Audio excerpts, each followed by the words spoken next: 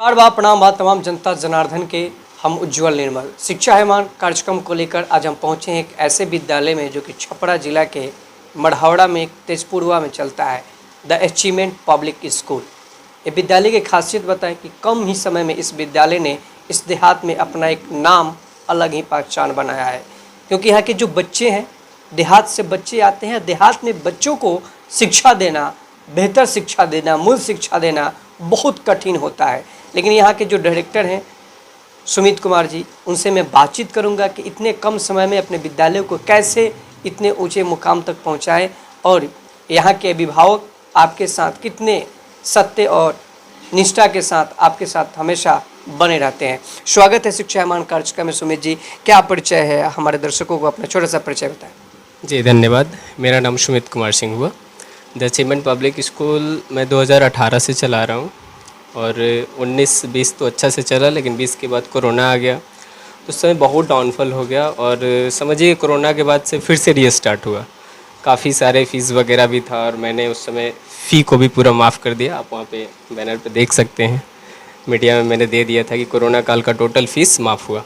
और ऐसा पहला विद्यालय था ये रूरल एरिया का, और इंस्टीड आई होप आप देख सकते हैं पूरे छपरा भर में पहला ही होगा कि कोरोना काल का पूरा फ़ीस मैंने माफ़ किया।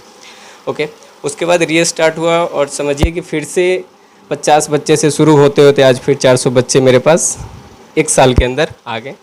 तो पेरेंट्स का कहीं ना कहीं से मेरे प्रति विश्वासी हैं कि वो लोग अपने बच्चों को मेरे पास डालते हैं। बहुत सारे कंपटीशन में यहाँ पे स्कूल्स भी खुलते हैं, तो खुलने से कोई फ़ायदा नहीं होता है, बिकॉज़ यहाँ पे है कि कोई क्वालिटी ऑफ एजुकेशन पे फोकस नहीं कर रहा है। क्वालिटी ऑफ एजुकेशन ये हो कि थोड़ा सा गरीब तो यहाँ सभी है, बट उस लेवल से किसी को भी पैसा वगैरह लेना चाहिए कि आप स्टाफ को पेमेंट अच्छे कर सके। अच्छे पेमेंट दीजिएगा तभी अच्छे स्टाफ आपके पास आएंगे और तभी वो क्वालिटी ऑफ एजुकेशन देंगे। ठीक है, तो नए नए स्कूल खुले मेरे पास और जो भी हैवी अमाउंट वाले थे वो लोग यहाँ से निकले, नए स्कूल में गए, फिर वहाँ से भी निकल गए। तो ये एक सबसे बड़ा वीक पॉइंट है रूरल एरिया का, और इसको अगर सारे स्कूल वाले जितने भी रूरल एरिया में हैं ये लोग एकत्रित हो जाए कि नहीं कोई भी दूसरे स्कूल से आ रहा है तो विदाउट TCM एडमिशन नहीं लेंगे, तो ये आई होप सभी स्कूल का समस्या भी ख़त्म हो जाएगा। और पेरेंट्स भी जो स्कूल वाले को मूर्ख बनाते हैं, यहाँ गए 10,000 बाकी चला, 20,000 बाकी चला, 4-5 लाख हर एक सेशन में सर चला जाता है मेरा। अच्छा, एक आपने ये बात कहा बहुत सारे प्राइवेट इंस्टीट्यूशन के, आपने जो बहुत बड़ा ये अपने प्रश्न रख दिया है, ये बिहार की बात नहीं है, ऑल ओवर इंडिया की ये बात करें। पूरे प्राइवेट स्कूल जहाँ पे चलते हैं, पूरा प्राइवेट इंस्टीट्यूशन इससे अभी प्रभावित है। लेकिन आपने जो कहा कि अभिभावक अपने बच्चों को पढ़ाने के लिए हमेशा नए नए खोज, नए नए विद्यालयों के फेर में लगते हैं। लेकिन सर विद्यालय को तो लॉस जा रहा है, लेकिन आपने एक सोचा कि उस बच्चा को जिस विद्यालय में पढ़ रहा है वहाँ के सर्किल, उसके वहाँ के स्टैंडर्ड, वहाँ के मैनेज, वहाँ की व्यवस्था, वहाँ की शिक्षा, सारे फिर बैक चले जाते हैं बच्चे। जो बच्चे 2 क्लास में हैं वो किसी विद्यालय में अपने अभिभावक आप अपने बच्चों का अपना नामांकन कराते हैं, आप उस विद्यालय में 3 क्लास में करा देते हैं। वो स्टैंडर्ड 2 के लिए उसी विद्यालय में है या नहीं, वो विद्यालय परिवार आपको सर्टिफिकेट दिया भी नहीं, अपने बच्चों को 3 में एडमिशन करा देते हैं। तो क्या ऐसे लगता है कि विद्यालय परिवार के साथ साथ बच्चों का जो शिक्षा है वो भी ध्वस्त होता है? बिल्कुल बिल्कुल, बच्चों का तो 100% शोषण होता है, तो बच्चों का भविष्य बर्बाद हो रहा है। हम क्लियर बोलते हैं पेरेंट्स को कि अगर आप एबल नहीं हैं आप आकर के हमसे बोलिए, जितना संभव होगा मैं उसको माफ़ भी कर दूंगा, बट आप एक्सेप्ट तो उसको कीजिए कि नहीं सर मैं वो पेबल नहीं हूँ। ठीक, सेकेंडरी मैटर खैर वो पैसा का है, अमीर गरीब सब लोग चारों तरफ रहता है। मैटर यहाँ पे है कि गाँव में जो क्वालिटी ऑफ एजुकेशन दिया जा रहा है, छोटा स्कूल है, कोई बहुत बड़ा नहीं है, फ़ीस भी आप देख सकते हैं 300-400, एक दिन का मजदूरी है 400 रुपये, कोई बहुत ज़्यादा पैसा भी मैं नहीं लेता हूँ। बट आप देखेंगे हर एक सुविधा मैं यहाँ पे करा रहा हूँ, ऐसा कोई सुविधा नहीं जो मैं नहीं दे रहा हूँ। आप CCTV कैमरा लगा है हर एक क्लासेस में, हमेशा जब भी एग्ज़ाम होता है साल भर में 6 PTM भी हम लोग करते हैं। ठीक है, बच्चों के अचीवमेंट को लेकर के हमेशा बातचीत किया जाता है, रहने का मतलब अच्छा प्रबंध यहाँ पे देहात में कम पैसे में देने का मैं काम कर रहा हूँ। लगभग 5 से 6 किलोमीटर की दूरी से गाड़ी से भी मेरे बच्चे आते हैं, 3-4 गाड़ियाँ स्कूल की चलती है। छुट्टी के 1 घंटे के अंदर, बिल्कुल 1 घंटे के अंदर, कोई 5 किलोमीटर दूर हो वो भी या नज़दीक, 1 घंटे के अंदर सारे बच्चे अपने घर पे पहुँच जाते हैं। ये भी एक मेजर पॉइंट है। बड़े बड़े स्कूल या जो भी हो तो वे लोग एक ही गाड़ी को 2 बार 4 बार रन करते हैं, है ना, और एक ही गाड़ी से बच्चे पहुंचाते हैं। इसमें बच्चे भी परेशान होते हैं। जो बच्चे का स्कूल है 9 बजे से 6 बजे उसको उठा लिए और उसको 9 बजे तक घुमा रहे हैं, 9 बजे स्कूल में पहुंचा रहे हैं, फिर छुट्टी हो रहा है 2 बजे, उसको 4 बजे या 5 बजे पहुंचा रहे हैं। तो इसमें बच्चे परेशान हो रहे हैं। तो इस पर भी थोड़ा हम लोगों को सोचने की ज़रूरत है। और कुछ स्कूल की मजबूरियाँ भी होती है। ये कारण क्या है? पेरेंट्स ही हैं। क्योंकि पेरेंट्स अगर स्कूल वाले को थोड़ा पैसा दे दें तो स्कूल वाले पर्सनल गाड़ी रख सकते हैं। मैंने दोनों चीज़ आपको बता दी। एक और चीज़ आपने कहा कि ये तो समस्या विद्यालय परिवार का और अभिभावक की है, लेकिन सर आज के जो देहात परिवेश में हम बात करें, बहुत सारे अभिभावक क्या करते हैं कि अपने बच्चों को नामांकन तो किसी विद्यालय में करा देते हैं। वो बच्चों को जो शिक्षा की हम बात करें, अभिभावक विद्यालय परिवार में 3 से 4 घंटे रहते हैं, बच्चे 5 घंटे रहते हैं, लेकिन विधिवत 18 घंटा जो अपने बच्चे अपने घर पे रहते हैं, उसमें देखा जाता है बच्चों में कि शिक्षा के प्रति अभिभावक रुझान में नहीं है, जागरूकता नहीं है। आखिर क्यों, क्या कमी आ रही है? 100%। देखिए, कोई भी स्कूल हो, छोटा या बड़ा, 6 से 7 पीरियड जरूर स्कूल का चलता है, ठीक है। एक पीरियड में अगर कोई भी होमवर्क मिल रहा है बच्चों को करने में 20 मिनट या 25 मिनट, हम लगभग आधा घंटा लेते हैं। तो आप सोचिए कि 6 पीरियड ही चल रहा है और एक पीरियड का होमवर्क करने में बच्चों को आधे घंटे लग रहे हैं, तो कम से कम उसको 3 घंटा सेल्फ स्टडी तो घर पे करना पड़ेगा। कहीं ना कहीं वो ट्यूशन करता होगा, उसका 1 घंटे का भी काम होगा। तो 4 से 5 घंटे हर हाल में बच्चों को घर पे पढ़ना पड़ेगा। और जो कि ये पढ़ाने का काम तो पेरेंट्स का है। ये पेरेंट्स चाहेंगे तभी बच्चे इतना देर घर पे पढ़ सकते हैं। इसमें स्कूल यही करेगा, बच्चों को दे देगा कि हाँ भाई ये होमवर्क है, आप करके लाइए। उसके लिए डायरी है, पेरेंट्स को बोला जाता है कि उसमें साइन करके देना है। और मैं एक चीज़ और आपके चैनल के माध्यम से बता देता हूँ कि जो भी मैं क्लास वर्क कराता हूँ वो भी डायरी पे मैं लिख देता हूँ कि हाँ आज मैंने ये क्लास वर्क कराया और इसका होमवर्क ये है। और उसके बाद भी पेरेंट्स यहाँ पे नहीं जागरूक हैं, तो इसके लिए सर हम कितना कोशिश कर सकते हैं बताइए। तो कहीं ना कहीं अभिभावकों की बहुत प्रति लापरवाही अपने बच्चों के प्रति, ये आप भी मानते हैं? जी, और अभिभावकों को सबसे ज़्यादा कंप्लेन ये भी आता है कि बच्चे कुछ मोबाइल का यूजेज ज़्यादा कर रहे हैं आज के डेट में, और गलत बिहेवियर है कुछ भी।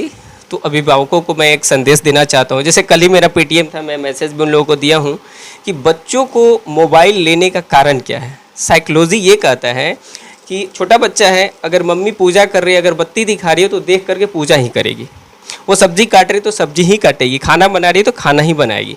सेम है कि पापा हो या मम्मी हो, बच्चा के सामने बैठकर अगर आप मोबाइल यूज़ कर रहे हैं तो बच्चा तो सर पढ़ाई नहीं करेगा। कोई मम्मी अपने घर पे सीरियल देखना शुरू कर देती है, बच्चों को बोलती है पढ़ो, तो ये भी नहीं हो सकता है। जितना देर बच्चे पढ़ रहे हैं आपको भी मोबाइल को छोड़ना पड़ेगा, टीवी को बंद करना पड़ेगा, तब जा कर के बच्चे पढ़ेंगे। जहाँ तक गलत आदत की बात है बच्चों को, तो गलत आदत या गलत व्यवहार भाषा में भी वो लोग लाते हैं, मतलब गाली गलौज या कोई भी अपशब्द। तो इसमें उसके माहौल, उसके फ्रेंड्स, उसका दोस्त कौन कौन है, ये पेरेंट्स को पता करना चाहिए। किस माहौल में आपका बच्चा रह रहा है इसको पता करना चाहिए। और आप specially mother, father, grandfather, grandmother, uncle, sister जो भी है, वो लोग बच्चों के सामने किस तरीक़े से व्यवहार कर रहा है, बच्चों के सामने विनम्रता रख रहा है कि उग्रता मतलब दिखा रहा है लोग, जैसा आप रहिएगा बच्चे वही सीखेंगे और वही करेंगे। इसलिए अभिभावकों से मतलब पर्सनल रिक्वेस्ट है आपके चैनल के थ्रू कि वो लोग बच्चों से बचे, कुछ भी गलत बोलने से पहले ये ध्यान दे कि मेरा बच्चा यहाँ पे है, वो तुरंत कैचअप कर लेगा। आप मोबाइल यूज़ कर रहे हैं, वो भी यूज़ करेगा। गलत बात बोलिएगा तो हनुमान चालीसा नहीं सुनाएगा, वो भी गलत ही बात बोलेगा। ये सर का सीधे मोटिव है, सर का सीधे विचार है। अभिभावकों से निवेदन और विनती करें तमाम इस एपिसोड के माध्यम से, जो भी हमारे अभिभावक पूरे बिहारवासी, पूरे देशवासी देखेंगे तो सर का ये एक सोच है, क्योंकि आप अपने बच्चों को मोबाइल दीजिए लेकिन एक अच्छे माहौल के साथ दीजिए। आप उनके पास रहिए तब आप मोबाइल यूज करने के लिए दीजिए। और साथ ही साथ अगर मोबाइल को दूर ही रखिएगा तो बेहतर आपका बच्चा शिक्षा की ओर आगे बढ़ सकता है। एक और ख़ास बात जानेंगे सर, आपके विद्यालय में हर साल एनुअल फंक्शन होता है, बच्चे यहाँ पे टॉप रैंक करते हैं। इस बार आपके विद्यालय का मोड 8 क्लास तक ले क्या स्टैंड था बच्चों का, हाईलाइटेड मार्क्स क्या था, उन बच्चों को आपने किस तरीके से मोटिवेशनल कराया, और क्या आपके विद्यालय से बच्चे भी टूरिस्ट के लिए कहीं घूमने भी जाते हैं? जी, हमेशा मैं समर कैंप, विंटर कैंप, इसके द्वारा मैं जगह जगह आप देख सकते हैं बैनर पे, मैं राजगीर, पटना, ये वैशाली, मतलब जो भी लोकल एरिया में है, हर एक साल मैं 2 बार टूर भी करवाता हूँ। ऐसा बच्चों को ना लगे कि मेरा स्कूल देहात में है तो सर स्कूल देहात में है, सर का माइंडसेट देहात का नहीं है, सर बाहर से पढ़ के आए हैं। उसके बाद मतलब एक सोच होती है कि ग्रामीण एजुकेशन को डेवलप करना, मेरा वही सोच है और उसी पे मैं काम कर रहा हूँ। क्योंकि लोग जैसे फिर पैसे की बात आ ही जाती है, क्योंकि थोड़ा इन्वेस्टमेंट की बात होती है। पैसा भी लोग लेके जाते हैं, मैं छोड़ देता हूँ, क्योंकि टाइम नहीं है कि मैं जा करके उनसे बात करूँ या कुछ भी करूँ। और उसको भूल करके बच्चों को क्वालिटी ऑफ एजुकेशन पे काम किया जाता है और इनको जगह जगह पे आगे बढ़ाने का काम किया जाता है। हमेशा मैं विंटर कैंप, समर कैंप का आयोजन करता हूँ। और जहाँ तक की बात है कि आपने बोला कि बच्चे अच्छे मार्क्स लाते हैं तो उनको क्या करते हैं, तो हमेशा सर एनुअल फंक्शन होता है तो जो भी अच्छे बच्चे होते हैं उनको जो भी गणमान्य अधिकारी या नेतागण जो भी होते हैं उनसे पुरस्कृत करवाया जाता है, अवार्ड मेडल सब कुछ दे करके। और मेरा एक कोचिंग भी चलता है द अचीवमेंट कोचिंग सेंटर के नाम से, उसमें भी मैं क्लियर बच्चों को बोलता हूँ कि जो भी 400 प्लस लाएगा आप लोग आइए, आपको सम्मान करवाना मेरा काम है। तो अभी फ़िलहाल ये इसरौली हाई स्कूल जो है उसमें 2 बार मैं टॉपर दे चुका हूँ, स्कूल टॉपर कोचिंग के थ्रू से। तो दोनों बार जो भी बच्चे टॉप आए हैं दोनों को मैं, अभी हिंदुस्तान प्रतिभा सम्मान हुआ था उसमें मैंने पुरस्कृत करवाया उन लोगों को। स्कूल से भी बच्चे कुछ टॉप 10 बच्चों को ले गए, उनको भी मैंने पुरस्कृत करवाया। और मेरे आइडल गुरु अनंत सर हैं, अनंत सुपर 30। तो उनका कहना ये है कि कभी भी भीड़ मत लगाइए और भीड़ पे फोकस मत कीजिए, आपके पास जो है उन्हीं को क्वालिटी ऑफ एजुकेशन दीजिए। क्योंकि वो 30 बच्चों को सेलेक्ट करते हैं और 30 में 30 IIT निकालते हैं। अभी 2 दिन पहले जो दिल्ली में कांड हुआ उसको लेकर के भी वो बोले कि ऐसा नहीं कि जो बहुत बड़े फेमस सर है वही आपको पढ़ा सकते हैं, जो भी बेहतर है उनसे आप पढ़िए और भीड़ का शिकार मत बनिए। इसलिए आपके चैनल के माध्यम से मैं कहूँगा कि कुछ बच्चे हैं जो नादानी कर देते हैं और भीड़ में चले जाते हैं, क्योंकि हम सुरक्षित रहेंगे, टीचर नहीं पूछेगा हमसे क्या कर रहे हैं क्या नहीं कर रहे हैं। तो थोड़ा इनके पेरेंट्स को देखना चाहिए कि मेरा बच्चा वहाँ पे क्यों जा रहा है, जहाँ पे भीड़ कम है वहाँ पे क्यों नहीं जा रहा है। भीड़ कम है वहाँ पे इसलिए नहीं जाता है कि टीचर तो डायरेक्ट उससे कंसर्न करेगा कि बेटा तुम्हारा होमवर्क हुआ कि नहीं हुआ। भीड़ में किसी भी शिक्षक को क्या मतलब है। अभी आपका युवा संवाद राजस्थान विधानसभा में हुआ था, तो उसमें चैनल के थ्रू एक बच्ची बोली कि एक क्लास में एवरेज के हिसाब से रेशियो देखा जाए तो 40 बच्चे पे एक शिक्षक होना चाहिए। और आज के डेट में देखिए एक शिक्षक 200, 300, 400, 2-2 हज़ार बच्चों को पढ़ा रहे हैं। क्या वो बच्चे पढ़ पाएंगे? कुछ कंपटीशन हद तक BPSC UPSC जो कि तैयारी हम लोग किए भी होंगे तो वो कुछ हद तक सही है, लेकिन जो ये 9-10 के बच्चे हैं ये लोग 200-200 के भीड़ में चले जा रहे हैं, क्या सीखेंगे। इसलिए थोड़ा पेरेंट्स को इस चीज़ को सोचने की ज़रूरत है कि हम बच्चों को कहाँ भेज रहे हों, वो सेफ जोन में जा रहा है उसको तहकीकात करने की ज़रूरत है। और वहाँ से हटाकर, भीड़ से हटाकर वैसे जगह डालिए जहाँ पे बच्चे कुछ सीखे और आगे बढ़े। क्योंकि भीड़ में कमज़ोर बच्चे और मध्यम जो बच्चे हैं, मिडिल बच्चे हैं, वो तो पूरे बर्बाद हो जाते हैं। तेज बच्चे तो कहीं पे पढ़ लेंगे, कुछ भी कर लेंगे। अजी सर, एक चीज़ और आपसे बात करना चाहूँगा कि जैसे आपने कहा कि आपका कोचिंग संस्थान भी चलता है, उसमें बच्चे कितने हायर एजुकेटेड के बच्चे आपके यहाँ पढ़ते हैं? और आपने कहा कि हर साल मैं टॉप लेवल पे बच्चों को मैं अपने स्कूल के लेवल पे, अपने विधानसभा के लेवल पे, प्रखंड के लेवल पे आप हमेशा टॉप लेवल पे देते हैं। आपका स्कूल का और कोचिंग का क्या स्ट्रेंथ है और ख़ास क्या आप अभिभावकों से और बच्चों से क्या रिक्वेस्ट करेंगे? मैं रिक्वेस्ट यही करूँगा अभिभावकों से कि आप जिस विश्वास के साथ मेरे पास भेज रहे हैं भेजिए, मैं हर संभव कोशिश करूँगा उस विश्वास पे खरे उतरने का।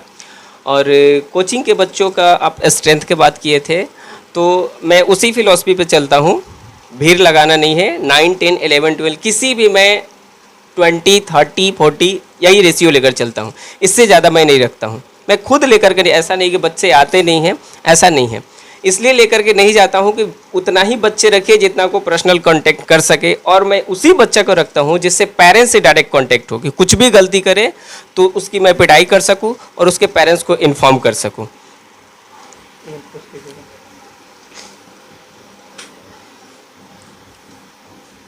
जैसे कि अचीवमेंट पब्लिक स्कूल और अचीवमेंट कोचिंग सेंटर के सुमित जी ने कहा कि आमतौर पे बच्चों को भीड़ से बचना चाहिए।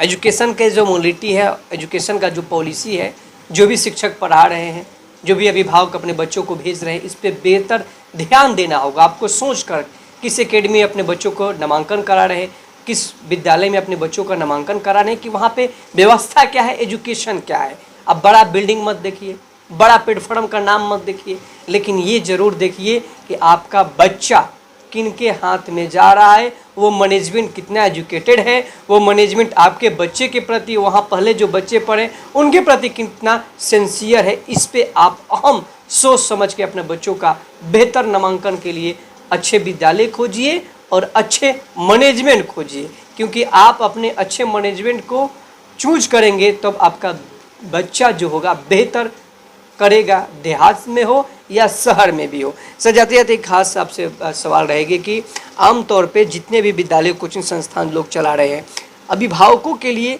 और कोचिंग संस्थानों के लिए दिन प्रतिदिन नए नए कोचिंग संस्थान खोल रहे हैं, विद्यालय खोल रहे हैं, इससे शिक्षा पे क्या जोर पड़ रहा है और समाज पे क्या बड़ा बदलाव पड़ रहा है?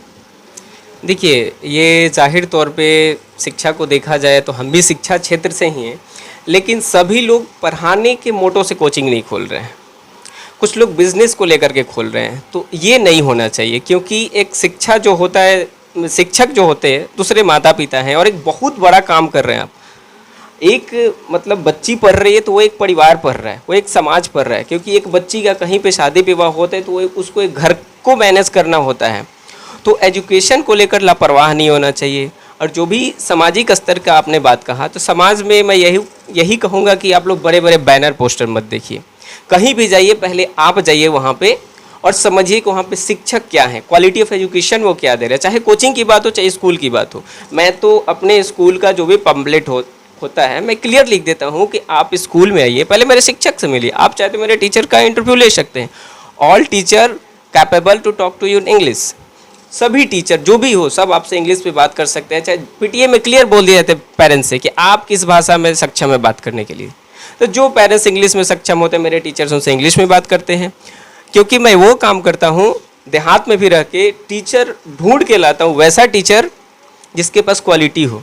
ये नहीं कि उसके पास जो टीचर है उसको इधर कर, ये मैं आज तक नहीं किया और किसी को करना भी नहीं चाहिए। ठीक है, अपने बच्चों को पढ़ाते हैं अच्छे विद्यालय में, प्राइवेट विद्यालय में, लेकिन बच्चियों को नामांकन से कतराते हैं, बेटियों को नहीं पढ़ाते हैं। तो बेटी पढ़ाओ और बेटी बढ़ाओ को ये मिशन को लेकर आपके विद्यालय अचीवमेंट पब्लिक स्कूल और आप अपने विद्यालय के बेहतर बच्चियों के लिए क्या करते हैं? देखिए, आप विद्यालय मेरा घूमे हैं और रेशियो भी देखे होंगे 60 और 40 का रेशियो। ऐसे नहीं कि मेरे विद्यालय में बच्चियाँ कम हैं, और बच्चियाँ ज़्यादा होने का कारण ये है कि मैं एक बच्चे के नामांकन जब होता है तो उसमें बच्ची का नामांकन मैं फ्री कर लेता हूँ। मतलब घर का कोई भी आता है कि मेरे लड़के का एडमिशन ले ले, तो मैं कहता हूँ आपकी लड़की का एडमिशन क्यों नहीं होगा। तो पैसे का कारण, तो पैसा बाधा नहीं बनेगा, आपके बच्ची को मैं पढ़ाऊँगा और उसमें बाधा नहीं बनेगा। और बच्चा के एडमिशन में पैसा इसलिए लेता हूँ कि कोई भी हो वो लड़का को जरूर पढ़ाना चाहता है, लेकिन लड़की को पढ़ाना नहीं चाहता है। इसलिए लड़का का एडमिशन जो भी करवाते हैं उसके लड़की का एडमिशन मैं मुफ्त में लेता हूँ और लड़कियों का क्विज़ वगैरह कराते रहता हूँ। उसमें जो भी अव्वल होते हैं उनको आगे बढ़ाने का काम करता हूँ। और लड़की का एडमिशन उसी तरीके से होता है, लड़का का एक होता है तो लड़की का मुफ्त में लेते हैं। सिर्फ ट्यूशन फी उन लोग का लेते हैं, जो भी मंथली फ़ी होते हैं वो लेते हैं, बट एडमिशन का नहीं लेते हैं। जाते थे खास अपील क्या कीजिएगा अपने द अचीवमेंट पब्लिक स्कूल से अभिभावकों और यहाँ के मैनेजमेंट शिक्षाविगतों से क्या रिक्वेस्ट कीजिएगा? यहाँ के जो भी मैनेजमेंट है, शिक्षाविगत लोग हैं, उनसे यही कहूँगा कि छोटे स्कूल को भी ध्यान में रखा जाए और एक ऐसा रूल बनाया जाए कि बहुत सारे लोग प्रताड़ित हो जाते हैं, जो फ़ी वगैरह वाला बात बोला मैं, कि ताकि हर एक स्कूल आगे बढ़े। ये नहीं कि कोई आगे बढ़ रहा है तो बढ़ते जाए, कोई पूरा पीछे चलते जाए। तो ऐसा रूल रेगुलेशन बनाया जाए। और अभिभावकों से मैं कहूँगा कि जिस तरीके से आप विश्वास बनाए रखिए। और एडमिशन वगैरह को लेकर के मैं कहीं जाता नहीं हूँ, मैं अभिभावकों को आपके चैनल के माध्यम से धन्यवाद देता हूँ, क्योंकि वही मेरे प्रचारक हैं और वो खुद मेरे पास क्वालिटी ऑफ एजुकेशन देख करके बच्चे को भेजते हैं कि नहीं वो स्कूल बेस्ट है, आप उसमें जा कर के नामांकन करवाइए। Thank you. बहुत बहुत धन्यवाद सर हमारे साथ बात करने के लिए। अभी हमारे साथ शिक्षा हेमान कार्यक्रम कलेक्टर सुमित कुमार जी बात कर रहे थे, the achievement public school the achievement coaching centre के डायरेक्टर और मैनेजमेंट करता। आपको बता दें कि इन्होंने कहा कि जिस तरीके से समाज में बच्चों को महत्वपूर्ण शिक्षा देना है तो अपने अभिभावक को जगना होगा और बच्चों को भी जगना होगा कि किस विद्यालय में और किस कोचिंग में किस मैनेजमेंट के पास हम अध्ययन करने जा रहे हैं। अगर आपका अपने विद्यालय में, अगर तेजपुरवा में अगर आप अच्छे विद्यालय खोज रहे हैं, अच्छा मैनेजमेंट खोज रहे हैं, तो द अचीवमेंट पब्लिक स्कूल में अपने बच्चों का नामांकन करा सकते हैं और साथ ही द अचीवमेंट कोचिंग सेंटर में भी अपना बच्चों और बच्चियों का भी कोचिंग करा सकते हैं, क्योंकि देहात में अगर अच्छा विद्यालय और कोचिंग खोजने में बहुत टफ होता है। अगर कोई विद्यालय अगर कोचिंग अगर आपके बेहतर भविष्य के लिए अच्छा कार्य कर रहा है तो उनको आप मदद करें, मजबूती से उनकी हर सोच को आप भी एक कदम बढ़ाएं और उन मैनेजमेंट का फी आप लोग ना रखें, क्योंकि आपकी दिए हुए वो 2 पैसा आपके बच्चों के भविष्य के लिए लगाएंगे और वहाँ की मैनेजमेंट और बड़ियार करेंगे, तभी आपका पंचायत का जो शिक्षा है, आपका प्रखंड का जो शिक्षा है मजबूती से आगे बढ़ेगा। तो शिक्षा है मान कार्यक्रम को लेकर हर विद्यालय के साथ अवगत करा रहे हैं। आपको एपिसोड कैसा लग रहा है बिल्कुल कमेंट करें। किसी प्रकार द अचीवमेंट पब्लिक स्कूल को अगर आपको कोई सलाह देना हो या किसी प्रकार का विचार देना हो या किसी प्रकार की कोई शिकायत हो तो बिल्कुल कमेंट कर सकते हैं और डायरेक्ट मैनेजमेंट से भी आप मिल सकते हैं। तो जय हिंद, जय भारत। निर्मला के साथ स्वस्थ रहे, सुरक्षित रहे।